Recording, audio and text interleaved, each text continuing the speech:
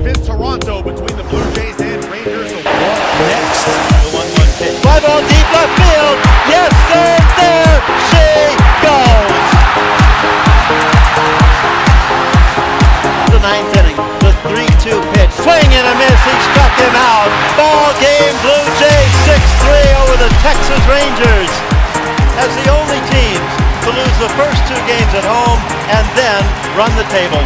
A game that will go down in baseball history. The Blue Jays take. And to congratulate you guys for an awesome series. You guys certainly beat up on the Rangers, and I was disappointed after you beat us that you guys didn't go on to win the World Series. But it was a great run, and I didn't realize that you Canadians actually got into baseball as much as you do. But you really do love baseball, and you definitely love your Blue Jays, and you're doing a good job of rubbing it in. I'm glad to be here. And I was telling the folks last night, I'm pretty scheduled through April, but I'm coming back the first week of May. And I'm going to take everyone to the Rangers and Toronto game on May the 3rd.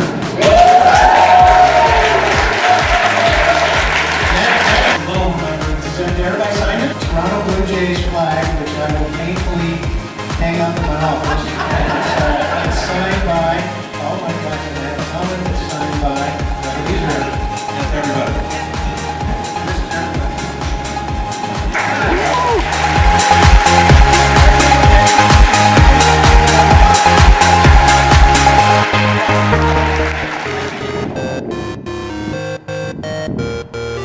Alright, so we need some of you guys to be, movie stars for a minute. Right. Because if I'm going to stand back here, just for the look of it, and then you guys are going to kind of stand behind me, and we want to take. Not freezing. Yeah, we want to take the picture this way so we get the snow in that way. Yeah. Okay. All right. You got a little heat over here. Yeah. Over here. Very close.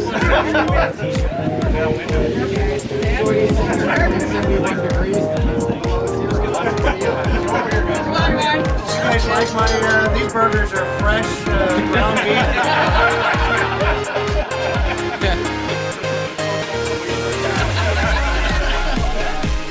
This is, some would look at this as almost sushi.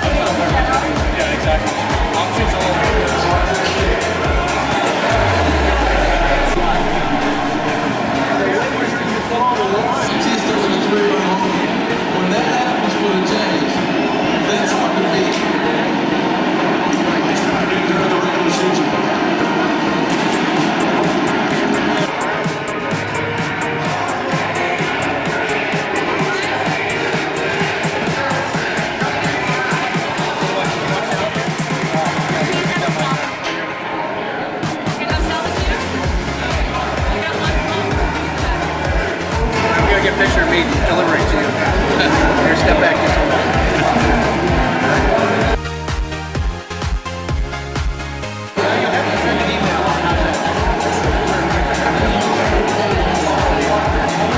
That's pretty good.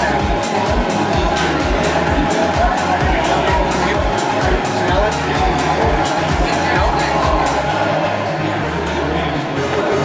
Thank you.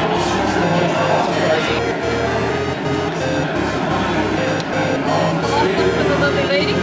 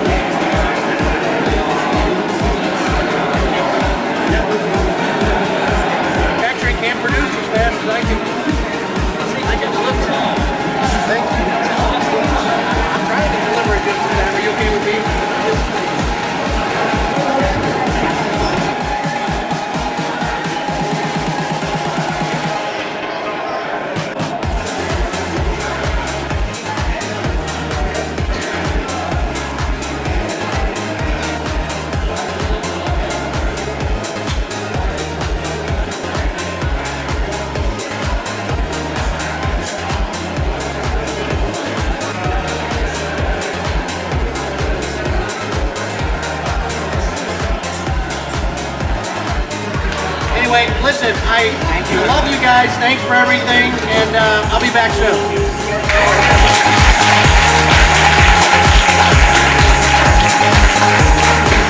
I know you're a sports fan, and I just wanted to know when you became a Texas Rangers fan. Well, everybody becomes a Texas everything fan when they move there because, you know, everything's bigger in Texas. No, but I'm still a St. Louis Cardinals fan. I grew up in St. Louis. It's hard not to be a fan of St. Louis. I mean, St. Louis has been in, I think, the World Series 10 times. But I love baseball. I played baseball since I was 5 years old. I played Division I college baseball.